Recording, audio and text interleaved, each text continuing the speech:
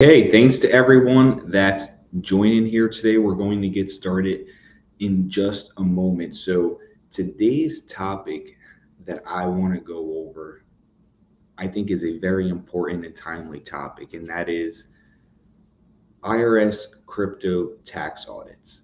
I want to give a crypto CPA's guide to Web3 tax resolution. Now, why do I think this is such a timely topic? Because this year and moving forward, I believe, and we've seen this indicated by the IRS, that we're going to see a large uptick in tax audits and enforcement from the IRS related to cryptocurrency and digital asset transactions.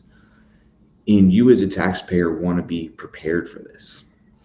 So, the IRS has been focusing much more heavily on crypto. They've always had a focus on crypto, and I've been tracking their focus on crypto for years, since 2016, and it has been, increasing and increasing over time, basically, as we've seen the market grow. So you may have more recently seen the IRS has hired crypto specialists into their team from very well-known organizations such as Binance and Consensus to bring in more expertise onto their team.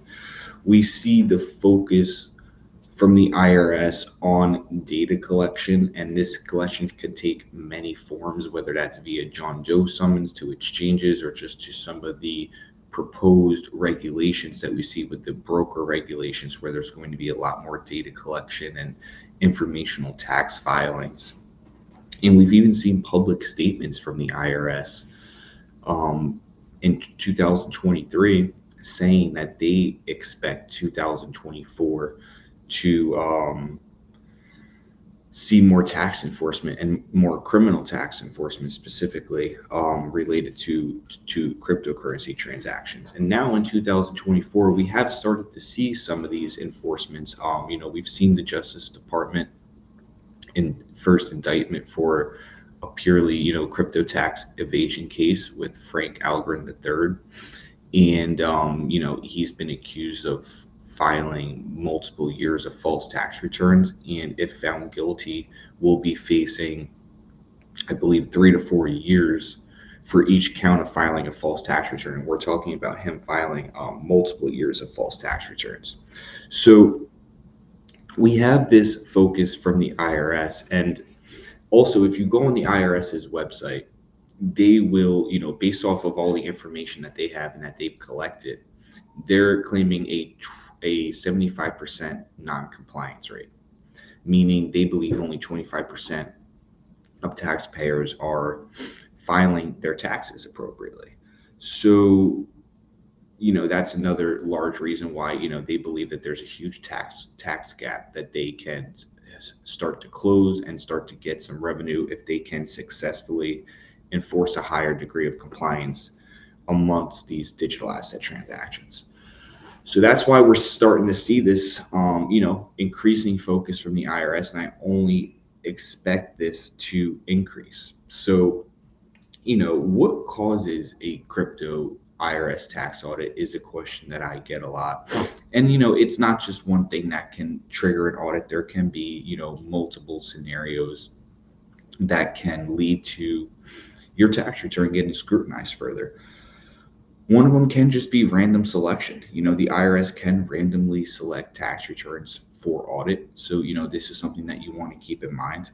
Oftentimes, though, there can be red flags that will trigger an audit. This can be an inconsistency in how you've reported your crypto over multiple tax years.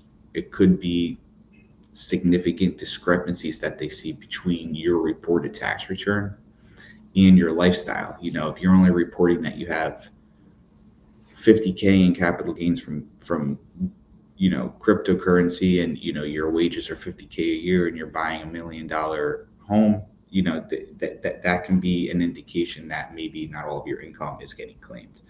Large deposits from unknown sources, and if crypto is getting deposited into your bank, these are large deposits. If there's not correlated reporting with that, these can be other other red flags that are showing that maybe not everything's getting reported on your return. So, any sort of inconsistency like that on the return can lead to further inquiry. And then one that we're seeing a lot is third party information. So, this can be that the IRS collects information from an exchange via a John Doe summons, and they realize that a taxpayer hasn't reported the transactions that are material. And then, as a result, they'll trigger an audit based off of that. Or there can be 1099s that are sent from exchanges or from even a third party.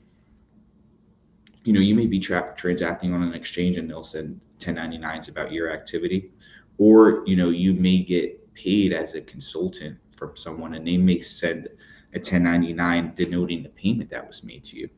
And if this isn't properly filed and reported, then this can also trigger an audit.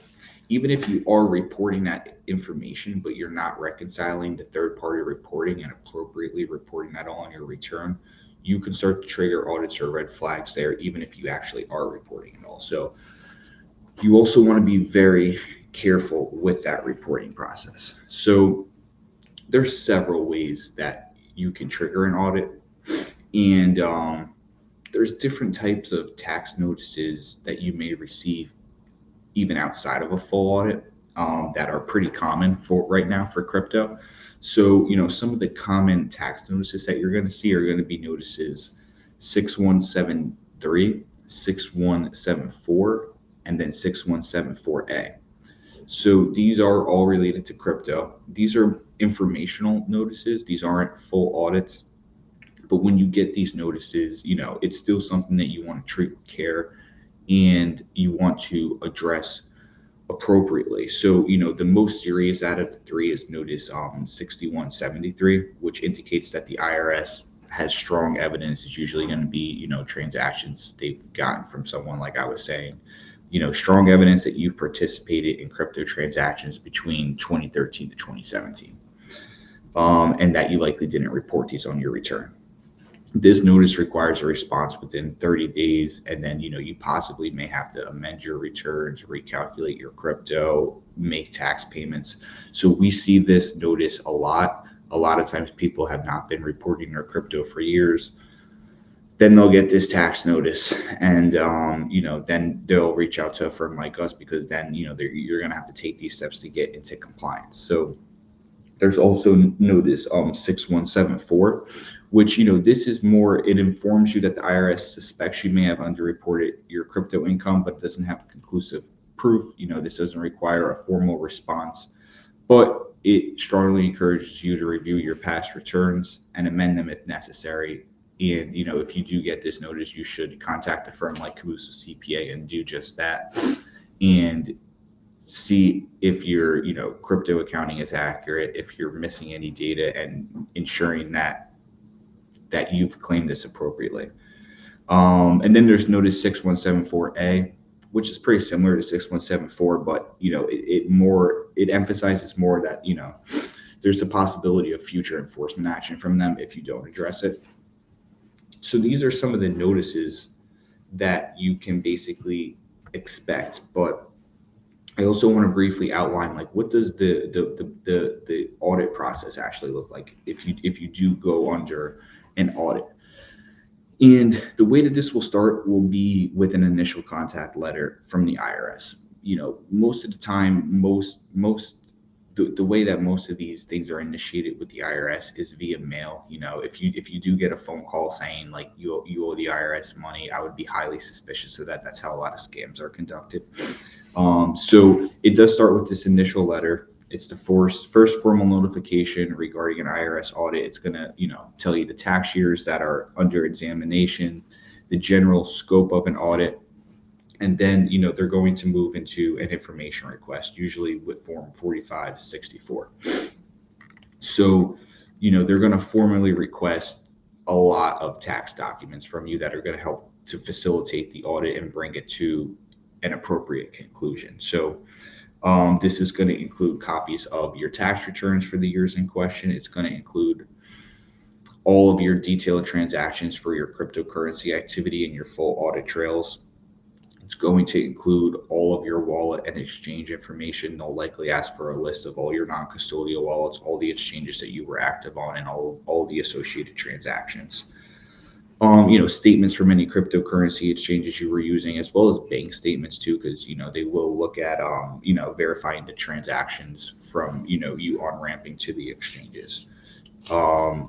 And they may ask for other sort of information, such as like what accounting method are you using, and other pieces of information, read transactions or the documentation thereof, basically. So after you get all that together, your IRS agent is going to review that all, and they're going to do their own analysis. And once that's complete, you'll basically get what's called a CP 2000 notice. And this notice is going to inform you of the proposed tax changes. So they're going to look at all the facts and circumstances and do their own analysis and determine, if something was reported inaccurately. And then as a result of that, they're going to give you this notice, and they're going to say you owe X amount of dollars, and these are the reasons why. Once you receive that notice, you do have a right to dispute those proposed changes in a specific time frame. Now, obviously, this gets situational, so I can't really say, exactly how you should dispute it for your given scenario, because it's going to depend on exactly what's getting scrutinized, exactly what your position is, and based off of that, you can decide if there's an avenue for you to dispute it. And then, you and your tax advisor would want to take the appropriate steps for that. Next step would be that you're going to receive a final audit report that's going to, summarize the findings of the audit and determine your final tax liability. Now, during this process, the IRS could also, issue summons to obtain information from third parties, such as exchanges or other third parties that have your information. So even if they can't get the interview, there can be other methods that they can use during the audit process to obtain some of this information.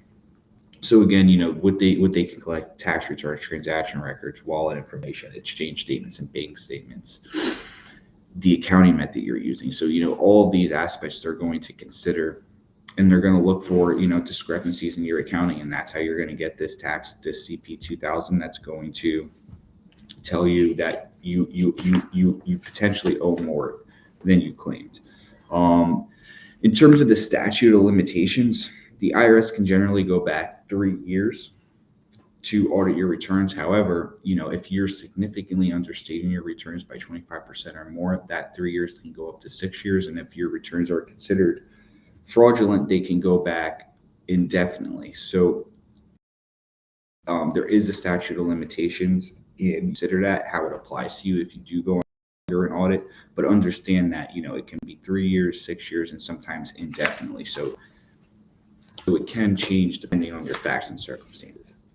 So what are some of the key areas of an IRS audit as it relates to cryptocurrency? Firstly, I think like the lowest hanging fruit that they're looking towards is going to be people that are, significantly underreporting, or just people not reporting at all. And that's what we see a lot right now. A lot of these preliminary tax notices are just notifying people who haven't reported that the IRS has their information and that they have to report. And usually I will say when people get those notices, they're much more inclined to report. Before this, maybe they just thought the IRS isn't paying attention to crypto, this and that. But when they get that notice, they take it much more seriously in most cases. So I think non-reporters are a huge one, but also people that are applying incorrect tax positions. And I think an easy one for the IRS to go after, that's another low-hanging fruit, like non-reporters, are people that are applying, HIFO or LIFO across their whole entire portfolio. In many of those people, I see a lot of prospective clients come in where they're trying to do HIFO across their whole portfolio. When we do a further analysis on it, they're not managing their funds on chain in a way that's going to facilitate them using specific identification. And when you use HIFO, you're really just using specific identification, but you're applying the same tax treatment across the board for all of your assets. So if these assets were not managed properly on chain and they're just a bunch of fungible cryptos that are commingled between wallets and exchanges, it's unlikely that Spec ID is going to stand up to an audit. And if it doesn't, Spec ID doesn't stand up, you're going to have to revert back to FIFO. So I think that can be, a fairly large audit adjustment in many cases. So looking at the accounting method selection, scrutinizing that and the documentation and the flow of on-chain funds, I think is going to be a huge audit focus outside of just looking at non-filers. I think those are sort of, two of the lowest hanging fruit. But then, you also want to,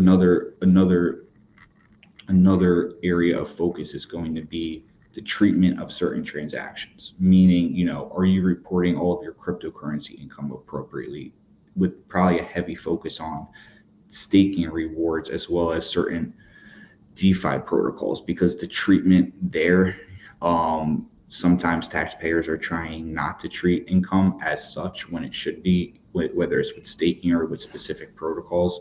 So, there can be a focus there and tax adjustments that are going to be made just based off of, reporting income from certain types of crypto transactions where taxpayers may be trying to defer that. And then, obviously, looking at your capital gains calculations, that will be a focus. But I think, looking at, are you under reporting? Have you applied the incorrect accounting method, or are you just treating transactions that should be treated as income or should be treated as taxable as not taxable? I think these are going to be the lower hanging fruit before, they take the steps to actually do a calculation on your accounting, see if you're, calculating your gains and losses correctly, if you're just overlooking certain, micro purchases, maybe for capital gains purposes. I think this is also a focus, but the lower hanging fruit, I think, would be addressed first. And then, once you're going through that calculation, another important step is that I see going overlooked is that there's no really due diligence going into the calculations. And a lot of times you'll see ending basis completely incorrect, whether, it's overstated or understated. There'll be assets that are just not calculated correctly. So I do think there's an opportunity for the IRS to partner with service providers and software providers, use the transactions they collect, and do their own accounting calculation, and to determine the accuracy of your calculation. And if there is a large discrepancy, then you could get hit with an adjustment there as well. Lastly, just overall, this kind of relates to the income point that I made, but just overall verifying your positions as a taxpayer. Even outside of just staking income, you can see people that, sometimes are going to take certain tax statuses as traders and try to deduct certain business expenses where they may be disallowed. You may see people that are getting in investment activities involving this, and they may try to claim that, this rises to the level of a trader or business where it doesn't. And, that would be another type of tax position that likely, can get adjusted and result in, large tax changes.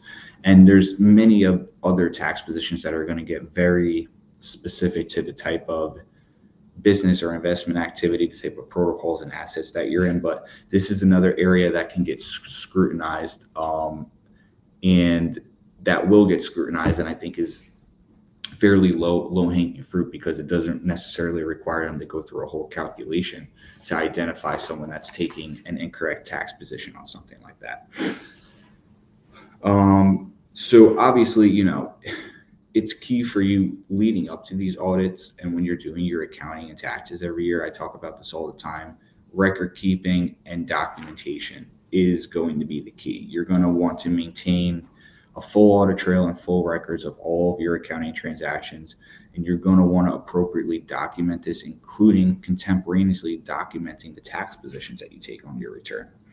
So, having meticulous records and performing your accounting and taking tax positions correctly up front, you know, demonstrating compliance, that's the best way to minimize your audit risk.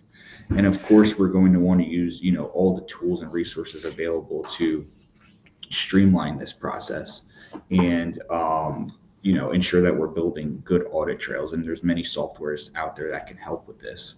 Um, it all comes down to record keeping, and like I always say, audits are won before they start. So if you're taking the right steps in in in taking positions that are more likely than not to stand up to an audit, you're contemporaneously documenting them, and then you're accurately accounting for all of your transaction activity. That's how you avoid an audit. And like I said, it's avoided before it even starts. So, of course, if you are navigating an IRS audit, I highly recommend that you work with a CPA that is experienced with both tax resolution and digital assets, because they're going to help you navigate this whole entire process. They can take you through the audit process. They can represent you before the IRS. They can negotiate on your behalf. They can also perform the crypto accounting for you if it does need to be reworked. And that's something that my firm does at Camuso CPA. So if you are going through this process or worried about this process, reach out to me and my team, and we're happy to assist you with that. But working with a CPA can help you, understand the whole process. They can deal with the IRS with you, and they can also assess your activity and help you accurately calculate it and take the correct tax positions on it. When you're going through the audit process, of course, cooperation and transparency are extremely important throughout the process. And that is something also that your CPA can assist you with, rather than you just dealing directly with the IRS. So that's what I recommend there. Now, if you do go through an audit and there are proposed changes and adjustments that are made, there's several considerations or resolution strategies that we want to consider and assess. Now, I'm not going to dig into like deep detail on each one of these, because they all are sort of facts and circumstances based, and they all may not apply in every scenario. But there are certain things we want to consider. Firstly, if you're being audited, we want to consider, how does the statute of limitations apply to your scenario? Are we on a 3-year limitation, or are we looking at something past that, and does an exception exist? Or are we precluded from even going down this road because maybe we can make an argument for statute of limitations? Is there a way that we can substantiate the positions that you've taken on your return to avoid penalties and a potential proposed change to your tax return? Is there a reasonable cause defense that we can take? Basically, demonstrating that we have a legitimate reason for errors or omissions, related to lack of clear cryptocurrency tax guidance, or reliance on a professional that you worked with. So we want to look at those types of preliminary strategies to just see, is there any way where we can easily address this. If we can't look at something like a reasonable cause or just the statute of limitations, then we need to look at, can we apply a first time penalty abatement, where if this is the first penalty you received for unintentional errors, oftentimes we can abate those if you have a clean compliance history. Or do we want to look at something such as an offer and compromise, where we can negotiate a settlement with the IRS where you're going to pay your tax liability, but potentially not the full amount? Or in that regard as well, a partial payment, where the IRS can accept a partial payment compared to the whole tax payment as a show of good faith, and hopefully have you reach a resolution with them that can have less money come out of your pocket than paying the full amount. And we also can look at installment agreements. So if you do owe a lot of tax debt, after we go through the audit process, we can potentially also spread those payments out over time. And there's other resolution strategies outside of this, but firstly, we want to look at, is there a way where, we can sort of prevent this process from moving forward by creating some type of defense, substantiating our position, or just applying a statute of limitations? If that doesn't fit, then is there a way where we can, look through a first time penalty abatement or some type of offer and compromise or partial payment where we do have to settle with the IRS, but hopefully for a lower amount than the total proposed change. And if none of these options work, that's when we want to just maybe look at an installment agreement and start spreading the payments out over time, or looking at other options outside of this. So again, as you can see, especially when you're getting into the resolution side, working with the tax professional is extremely important, because you're going to want to use the best options available to you, and a tax professional, specifically a CPA, is going to help you, given your specific set of facts and circumstances, assess which one of these options is going to be the best and lead to the best outcome for you, and result in the least amount of additional taxes, penalties, and interest being paid. So that's why professional representation is key. Working with a CPA that is experienced in tax resolution and digital asset taxation is going to go a long way in just understanding what's taking place with your fact pattern, but then also having a CPA in your corner with negotiation skills that can work with the IRS during an audit is going to lead to the best overall outcome when you're negotiating a settlement with them as a taxpayer. And lastly, I should mention also that we can appeal the audit finding. So you as a taxpayer have a right to go through the IRS's appeals office and appeal an audit finding as well. So, that's another avenue that we can go down if that fits your specific facts and circumstances. So overall, I want to stress, these resolution strategies and even like the areas of focus when it comes to a digital asset audit are going to depend on the unique circumstances of, each case and each taxpayer. And that's why, again, it's crucial to work with an experienced crypto CPA. But, even better than that, than working with an experienced crypto CPA on the audit process would be if you work with one before the audit process and avoid this altogether. And my firm at Camuso CPA can assist you on both sides.